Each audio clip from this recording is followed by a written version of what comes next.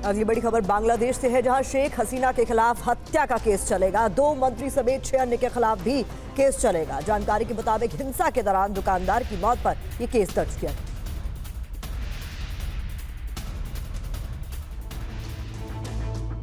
बांग्लादेश के अब्दस्त प्रधानमंत्री शेख हसीना की मुश्किलें बढ़ती जा रही हैं। देश छोड़ने के बाद शेख हसीना के खिलाफ हत्या का मुकदमा दर्ज किया गया है। हसीना और उनके कैबिनेट में मंत्री रहे 2 नेताओं के खिलाफ मुकदमा दर्ज किया गया है। एफआईआर में एक बर्खास्त पुलिस प्रमुख का भी नाम है, यानी 6 लोगों के खिलाफ हत्या का मुकदमा चलेगा। आइए समझते हैं कि मुकदमा क्यों चलेगा। बांग्लादेश छोड़ने के बाद शेख हसीना के खिलाफ केस दर्ज होने की शुरुआत हो गई है। हसीना के खिलाफ अभी एक किराना दुकानदार की हत्या का मामला दर्ज किया गया है। 19 जुलाई को बांग्लादेश की राजधानी ढाका के मोहम्मदपुर इलाके में पुलिस ने फायरिंग की थी। इस गोलीबारी में मोहम्मदपुर के किराना दुकान मालिक अबू सईद की मौत हो गई थी। अबू सईद की मौत का मामला अदालत पहुंचा। उसके बाद पुलिस को प्राथमिकी दर्ज करने को कहा। मेट्रोपॉलिटन मजिस्ट्रेट राजेश चौधरी ने शेख हसीना के अलावा अवामी लीग के महासचिव और पूर्व सड़क परिवहन मंत्री ओबेदुल कादिर, पूर्व गृह मंत्री अजदुज्जमा खान, बर्खास्त पुलिस महानिदेशक अब्दुल्ला अल मामून को आरोपी बनाया है। हत्या का ये मामला बांग्लादेश में हुए आरक्षण से जुड़ा है। 19 जुलाई को बांग्लादेश की राजधानी ढाका के बोसकिला इलाके में आरक्षण के खिलाफ आंदोलन किया जा रहा था। आंदोलन समर्थक इस दौरान एक विशाल जुलूस निकाल रहे थे। इस जुलूस पर पुलिस ने गोलीबारी की थी, जिसमें अबू सईद की मौत हो गई थी। आपको बता दें कि बांग्लादेश में आरक्षण में कोटे के खिलाफ शुरू हुआ उग्र प्रदर्शन शेख हसीना के देश छोड़ने तक भी जारी रहा। इस आरक्षण की आग में सैकड़ों लोग जान गंवा चुके हैं। अब भी बंगाल हिंसा की आग में जल रहा है।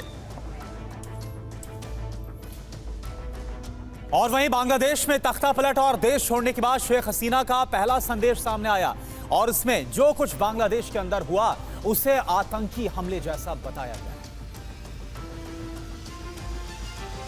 बांग्लादेश में जारी हिंसा में सैकड़ों लोग जान गंवा चुके हैं। हिंदुओं पर लगातार अत्याचार हो रहे हैं।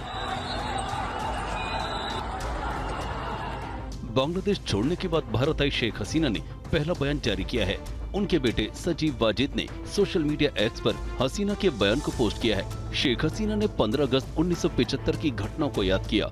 शेख हसीना ने कहा, मेरे जैसे उन लोगों के प्रति मेरी संवेदनाएं हैं जो किसी प्रियजन को खोने के दर्द के साथ जी रहे हैं। मैं मांग करती हूं कि इन हत्याओं और बर्बरता में शामिल लोगों की उचित जांच की जाए और दोषियों की पहचान कर उन्हें उचित सजा दी जाए।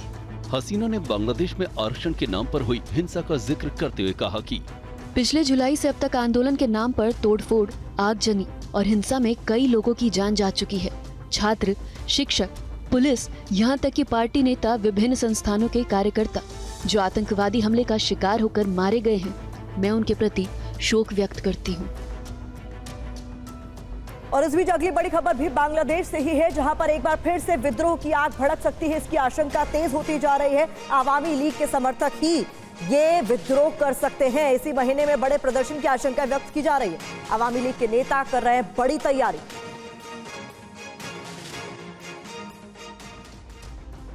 बांग्लादेश में मोहम्मद यूनिस के नेतृत्व में अंतरिम सरकार के गठन के बाद भी हालात सामान्य नहीं हुए हैं।